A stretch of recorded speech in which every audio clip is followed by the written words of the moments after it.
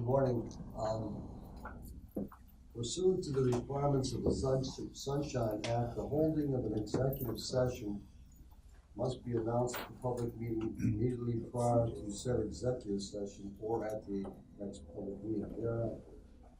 Executive meetings were held on April 13th, 2017 and June 7th, 2017 to review matters that are by statute confidential, including completed investigations for the purpose of issuing final adjudications, a motion in an investigative matter, applications for 90-day extensions of investigations filed by the investigative division, terminating certain preliminary inquiries as recommended by the investigative division, and administrative matters and commission procedures.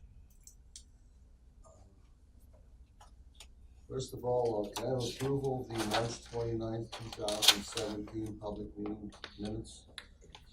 Motion by Ms. Palmer, second by Ledger. The first, okay, if not, we move to approve the minutes made by Mr. Palmer, seconded by Ledger. And the first item on the agenda. Sticklers. Robin's gonna. She's jumping out of the chair over there. I've been down here 4 days this week. All those in favor of the minutes of approval signify by saying aye. Aye. Nay, the ayes have it. The first matter on the agenda is the Hampton Kirsch matter, and Maria Feely. Thank you, Mr. Chair. Chief Counsel Hafner and Sarah Kirsch of the Senate Democrats legal staff have requested an advisory opinion on behalf of Pennsylvania State Senator Larry Farnese, a nonprofit civic organization within Senator Farnese's district, which neither he nor any member of his immediate family is associated or does business, was asked to be able to auction off a tour with the senator of the state capitol and the Capitol complex. The winning bidder would pay the nonprofit directly so that the senator would not be involved in the bidding or payment process. The requester state the nonprofit's website indicates its purpose is to improve the quality of life for residents of an area within the senator's district.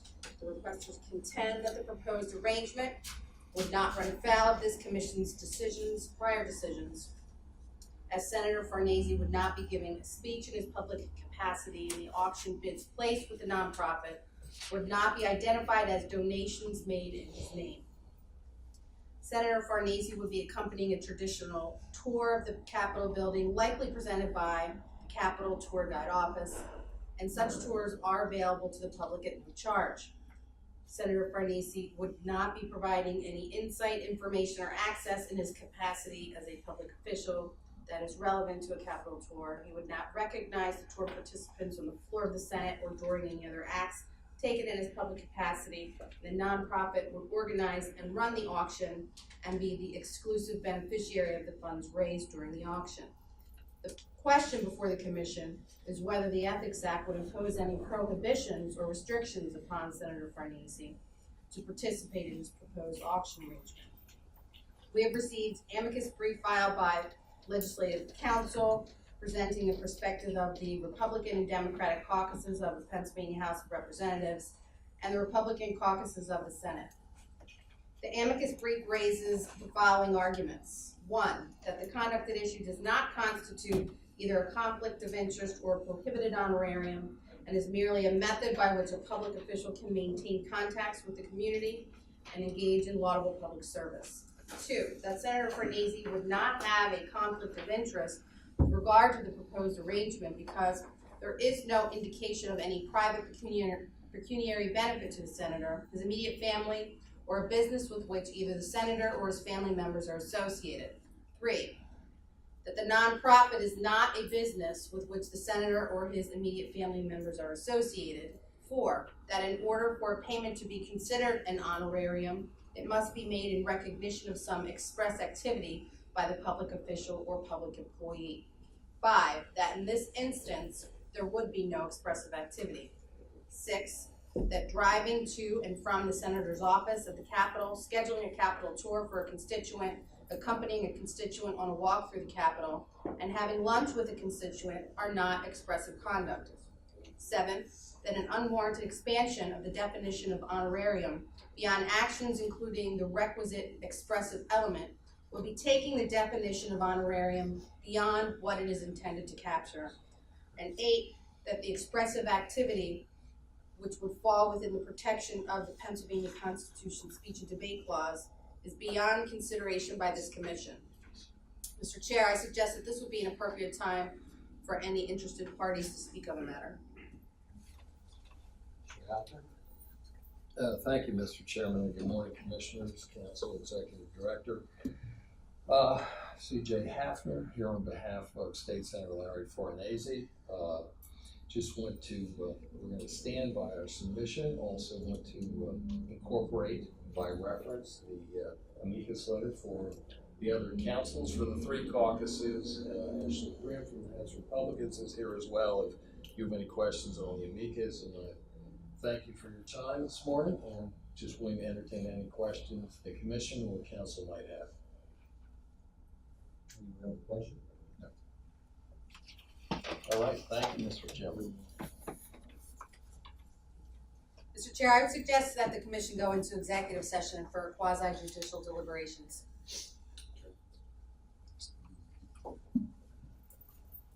Who wants to be?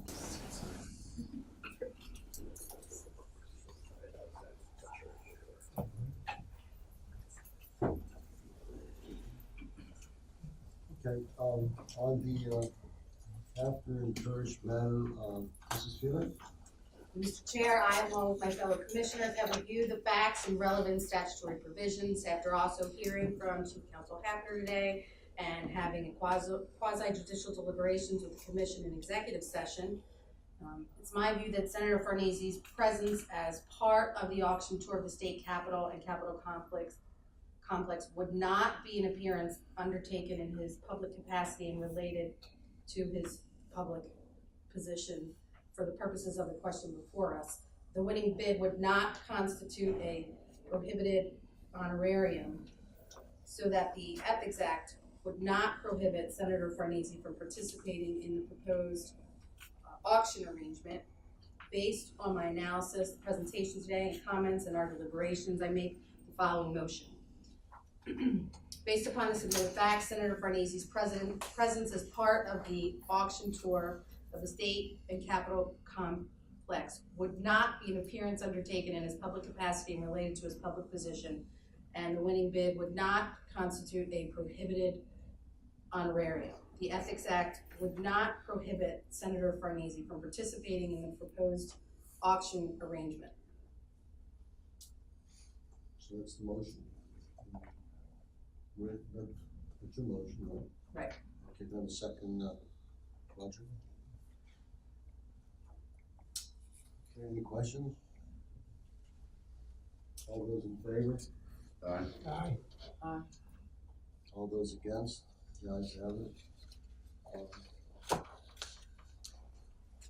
That's it. All those in favor, well, we've already voted, right? Okay, we'll close it. Okay, the next matter is the Riley Clancy matter.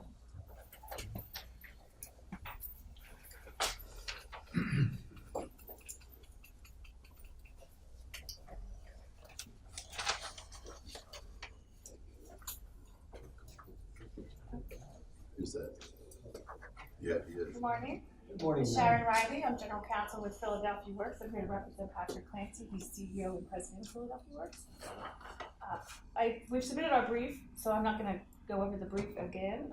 There's also been an amicus brief filed on behalf of Mr. Clancy from the mayor of the city of Philadelphia, which I believe that you've also received.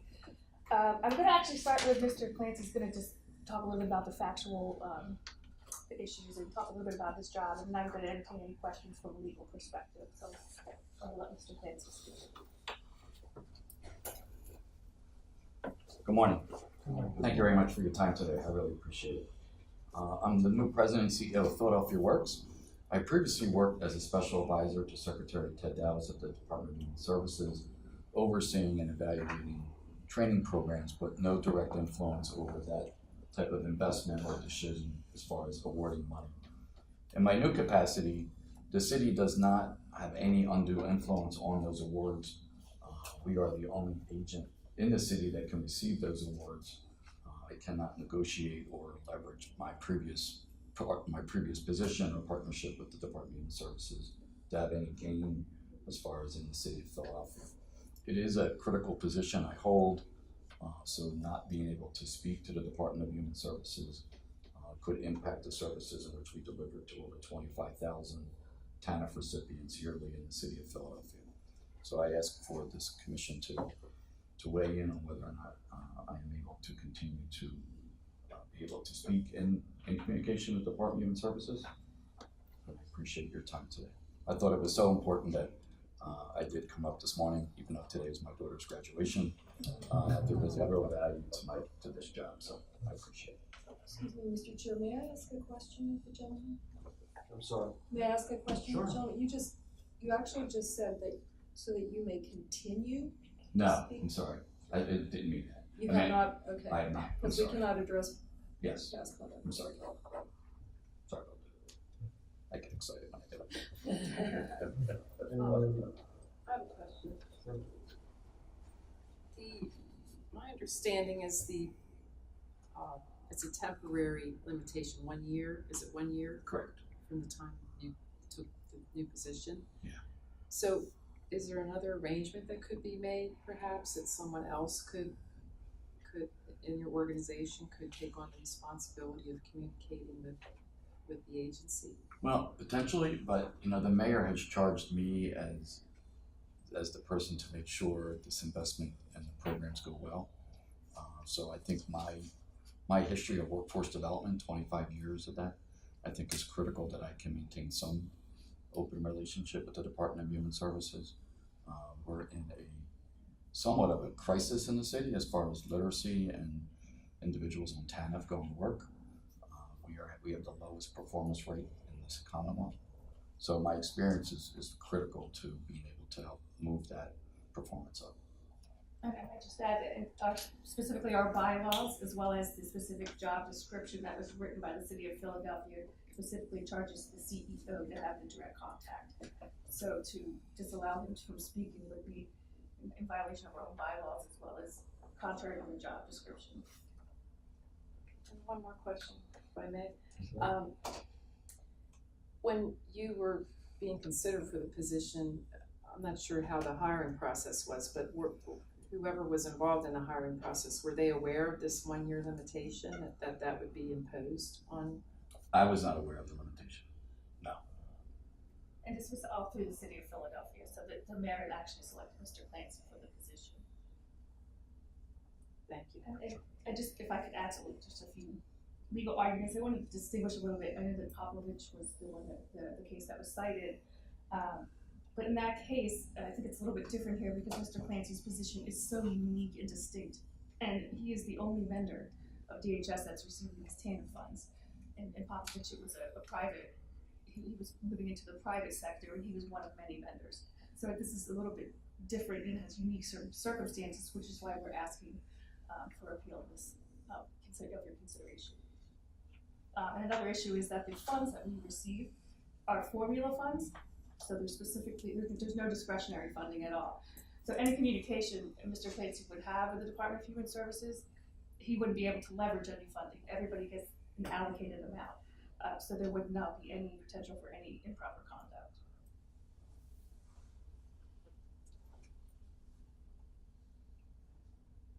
Anyone else have a question?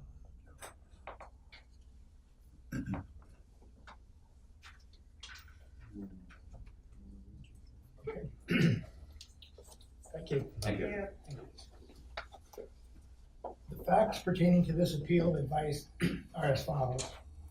Sharon Riley Esquire represents Hugh Patrick Clancy, who has appealed advice of counsel 17-511, which was issued to Mr. Clancy on March 1, 2017. At the time of his initial advisory request, Mr. Clancy was employed with the Pennsylvania Department of Human Services, which I shall refer to as the Department of Human Services. Mr. Clancy's Commonwealth position was that of Special Advisor to the Secretary of Human Services for the Commonwealth of Pennsylvania. Mr. Clancy planned to resign from his Commonwealth employment as of January 13, 2017, to take a position as the President/Chief Executive Officer of an organization named Philadelphia Works Incorporated, which I shall refer to as Philadelphia Works. Mr. Clancy asked whether the Ethics Act would impose prohibitions or restrictions upon him during the first year following termination of his Commonwealth employment. In particular, Mr. Clancy asked whether he would be permitted to communicate with the staff of the Department of Human Services in his role as President and Chief Executive Officer of Philadelphia Works. The advice of this commission determined that in his capacity as a special advisor to the Secretary of Human Services, Mr. Clancy would be considered a public employee, subject to the Ethics Act and the regulations of this commission. The advice of counsel determined that upon termination of Commonwealth employment, Mr. Clancy would become a former public employee, subject to Section 1103G of the Ethics Act.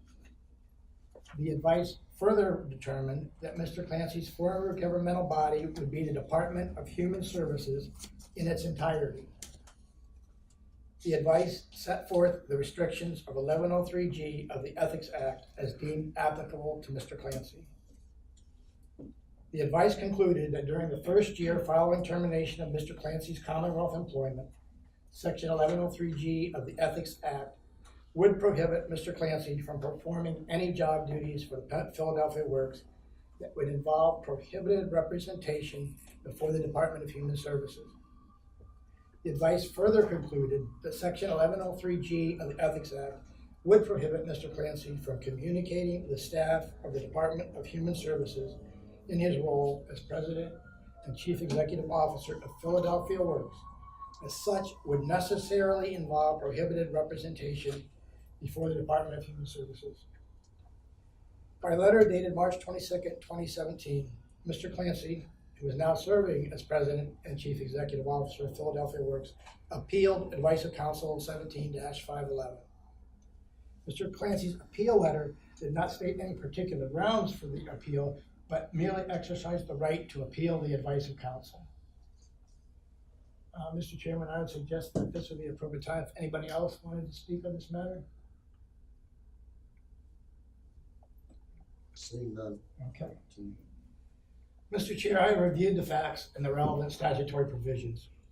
It is my belief that the advice of counsel correctly concluded that as a special advisor to the Secretary of Human Services, Mr. Clancy would be considered a public employee subject to the Ethics Act and the regulations of this commission. Accordingly, upon termination of Commonwealth employment, Mr. Clancy became a former public employee subject to Section 1103G of the Ethics Act. As noted in the advice, Mr. Clancy's former governmental body is the Department of Human Services in its entirety. It is my view that the advice correctly concluded that Section 1103G of the Ethics Act would prohibit Mr. Clancy from communicating with staff of the Department of Human Services in his role as President and Chief Executive Officer of Philadelphia Works. It is clear that by engaging in such communication, Mr. Clancy would be acting on behalf of, and therefore representing, Philadelphia Works before the Department of Human Services in contravention of Section 1103G of the Ethics Act. Based upon my analysis and comments, I would like to make the following motion. I move that the holding of this commission in this matter be as follows. In the former capacity as a special advisor to the Secretary of Human Services for the Commonwealth of Pennsylvania, Mr. Clancy would be considered a public employee subject to the Ethics Act and the regulations of this commission. Upon termination of Commonwealth employment, Mr. Clancy became a former public employee subject to Section 1103G of the Ethics Act. The former governmental body is the Department of Human Services in its entirety. For the first year following termination of Mr. Clancy's Commonwealth employment, Section 1103G of the Ethics Act would apply and restrict representation of a person before the Department of Human Services. Section 1103G of the Ethics Act would prohibit Mr. Clancy from communicating with staff of the Department of Human Services in his role as President and Chief Executive Officer of Philadelphia Works. As such, would necessarily involve prohibited representation before the Department of Human Services. The appeal is denied. The advice of counsel 17-511 is affirmed. Roger made the motion, Second. second by Mark Corrigan. Any questions, discussion?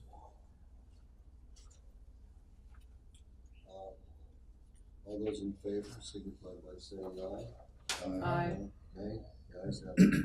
Mr. Chairman, if I could, I'd just like to mention that the Ethics Act gives us no leeway in a case like this. It's not, once the determination is that you're a former public official, we have no authority to carve out an exception.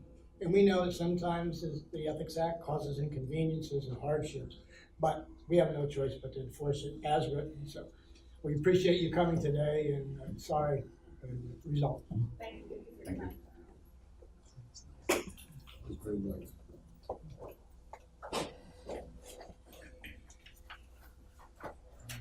The next matter, the Smith matter, lobbying. Court. The requester in this case is a Mark A. Smith, Esquire, President and General Counsel of the Coalition for an Affordable Bay Solution, which I shall refer to as the Coalition. The Coalition is a registered principal in Pennsylvania, and the Coalition reports lobbying expenses on an accrual basis. The Coalition entered into a contract with the lobbying firm effective February 1st, 2017. In accordance with the contract, on February 1st, 2017, the Coalition delivered to the lobbying firm a certain number of restricted and legitimate shares of common stock of Bion Environmental Technologies Incorporated as a portion of the lobbying firm's compensation for state lobbying services, specifically direct communication to occur across various quarters. I shall refer to Bion Environmental Technology Incorporated as BNET. The transfer of the aforesaid shares of restricted BNET stock is irrevocable, and the shares may not be publicly resold by the lobbying firm until after August 2nd, 2017. Mr. Smith asks what would be an acceptable method for valuing the aforesaid shares of restricted stock paid to the Coalition to the lobbying firm, paid by the Coalition to the lobbying firm at the beginning of the contract, and when such compensation should be reported, given that the Coalition reports lobbying expenses on an accrual basis. Mr. Chair, I would suggest that this would be an appropriate time for any interested party to speak on this matter. Does anyone here address the matter? Continue. Mr. Chair, I have reviewed the facts and the relevant statutory, regulatory provisions. As explained in the lobbying disclosure regulations, under the accrual basis method of reporting, income is recognized when earned and expenses when incurred. Because the lobbying disclosure law provides that for purposes of filing an expense report, a registrant may use any reasonable methods of estimation and allocation, it is my view that the Commission may not prescribe one particular method for the Coalition to use to value the aforesaid shares of restricted stock. However, I believe that we can give some examples of methods that would be acceptable, and I am prepared to do that as part of my motion. And I would like to make the following motion. I move that the holding of this commission be as follows. As a registered principal in Pennsylvania, the Coalition is subject to the prohibitions, restrictions, and requirements imposed upon principals by the lobbying disclosure law. Under the submitted facts, for purposes of filing quarterly expense reports pursuant to the lobbying disclosure law, it would be reasonable to value the shares of the restricted BNET stock in question based upon either of the following approaches, which are not necessarily the only approaches that could be used. Using the fair market, number one, using the fair market value of unrestricted BNet common stock as of February 1st, 2017, when the restricted stock was delivered to the lobbying firm. Or, number two, valuing each portion of the stock when the expenses for which it was considered payment are deemed to have been incurred under the accrual basis of accounting, using the market value of the unrestricted BNet common stock at such times. The expense of payment of such stock to the lobbying firm would be reported based upon when the corresponding lobbying expenses would be deemed to have been incurred under the terms of the contract. That is the motion, Mr. Chair. Second, Melanie Paul makes a second. Any question? Okay, let's have a vote. Maria? Yes. Mark? Yeah. I thought I'd do something different. Yes. Aye. Aye. The ayes have it. Put this on the spot. Yeah. Roll call vote now. Okay, the next matter is the ethics matter, and that is Melanie Paul. Thank you. There are 4 civil penalty cases with proposed consent agreements that are now before this commission for decision. These cases involve respondents C. Lee Ross, Maria Mikola, Donald Makowski, and Ryan Cooper. Respondent Ross failed to timely file statements of financial interest for calendar years 2013 and 2015. Respondents Mikola, Makowski, and Cooper failed to timely file statements of financial interest for calendar year 2015. The parties have submitted consent agreements proposing that the commission find that the respective respondent failed to timely file 1 or more statements of financial interest and impose 1 or more civil penalties. Respondents Makowski and Cooper have agreed to file a complete and accurate statement of financial interest for calendar year 2015. Respondents Ross and Mikola have filed their delinquent statements of financial interest. Based upon my review of the facts, I am of the opinion that these consent agreements are consistent with commission precedent and are proper dispositions for these cases. It is my opinion also that the commission should impose the civil penalties agreed to by the parties per the respective consent agreements. It is further my opinion that the commission should order respondents Makowski and Cooper to file complete and accurate statements of financial interest for calendar year 2015 to the extent they have not already done so. There is nothing of record that would constitute a defense or excuse for noncompliance. Mr. Chairman, based upon my analysis and comments, I would like to make the following motion. I move that this commission approve the consent agreement submitted by each of the following respondents and the investigative division imposing civil penalties for failure to timely file statements of financial interest as follows.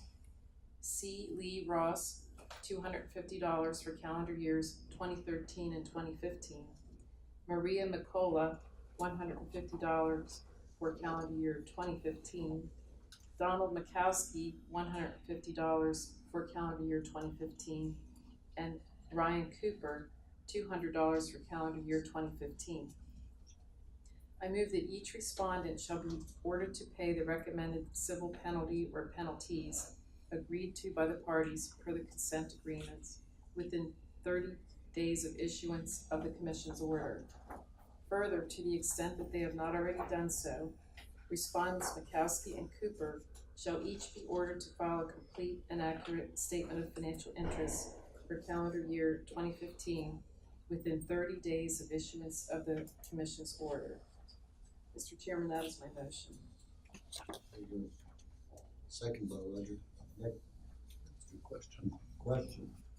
It is a consent agreement, I understand that, and we can only go to $250 a year on those things.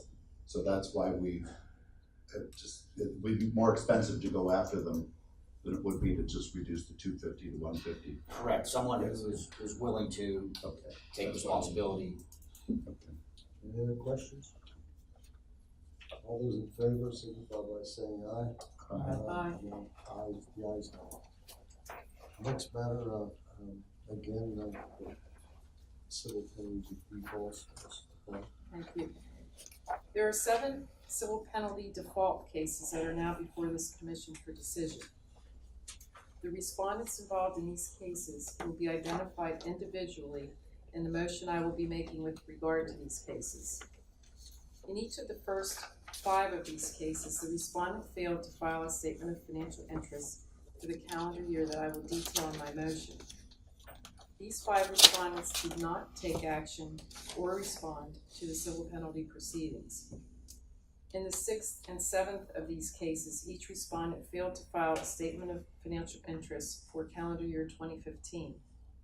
Each respondent filed a delinquent form with this commission after the grace period had expired and civil penalty proceedings were initiated against the respondent, but the respondent did not otherwise take action or respond to the civil penalty proceedings. Following review, is my opinion that as to each of these 7 respondents, the commission should levy a maximum civil penalty of $250 for the delinquent statement of financial interest. It's my opinion that the commission should also order the first 5 of these respondents to file their statements of financial interest, as there is nothing of record that would constitute a defense or excuse for their noncompliance. Mr. Chairman, based upon my analysis and comments, I would like to make the following motion. Proceed. I move that this commission levy a maximum civil penalty in the amount of $250 against each of the 5 following respondents for failing to file a statement of financial interest for the respective calendar year. Jessica Kostelek, calendar year 2014. Jared Roberts, calendar year 2015. John Neely, calendar year 2015. Scott Salito, calendar year 2015. And Stephen Pizzarella, calendar year 2015. Further, these 5 respondents shall be ordered to file their statements of financial interest for the years stated within 30 days of the issuance of the commission's orders. I further move that this commission levy a maximum civil penalty in the total amount of $250 against each of the 2 following respondents for failing to timely file a statement of financial interest for calendar year 2015. Michael Hardy and Jose Garcia. Mr. Chairman, that is my motion. Motion by Mrs. Palmer, second by Mrs. Feely. Any questions? All those in favor? No, we need to vote. All those in favor signify by saying aye. Aye. Nay, the ayes have it. The next matter is the lobbying matter, number 7, and that is by Roger Nick. Thank you, Mr. Chairman. There is one administrative penalty case with a proposed consent agreement for our consideration. The respondent is parents and teachers for putting students first. Parents and teachers for putting students first is a principle that failed to timely file a quarterly expense report for the 3rd quarter of 2016. The parties are in agreement that the respondent's transgression of the lobbying disclosure law was negligent. The respondent has already filed its delinquent expense report, but has yet to pay the agreed upon administrative penalty. Based upon my review of the facts, I am of the opinion that the consent agreement sets forth the proper disposition for this case, and I would like to make the following motion. I move that this commission approve the consent agreement submitted by the investigative division and respondent, parents, and teachers for putting students first, and impose one administrative penalty in the amount of $750 upon parents and teachers for putting students first for its delinquent expense report for the 3rd quarter of 2016. I further move that parents and teachers for putting students first be directed to pay the aforesaid administrative penalty within 30 days of the mailing of this commission's orders. Finally, I move that parents and teachers for putting students first be ordered to fulfill its agreement to forever refrain from registering as a principal with the Pennsylvania Department of State and to forever refrain from conducting lobbying activities in Pennsylvania. Motion is made by Mr. Nick, seconded by Mark Corrigan. Any questions? Why would, is there any specific reason why it's only $10 a day? because they accepted the lifetime ban. They're based in California, and they're kind of a small outfit that was kind of glad to pull them off when we agreed. So we took the less money in order to get the lifetime ban. But one cries poor mouth to me, and I still went to $50 a day.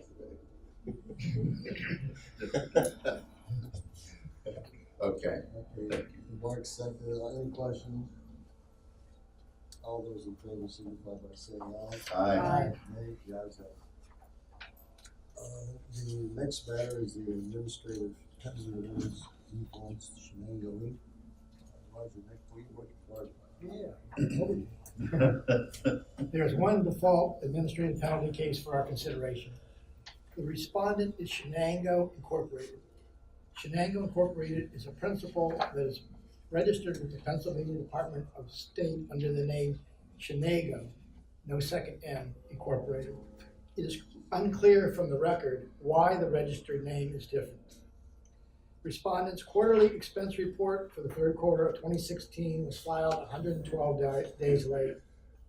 Based upon the record before us, it is my view that the respondent's transgression of the lobbying disclosure law was negligent, but there is no basis in the record for imposing less than a maximum civil penalty against respondent.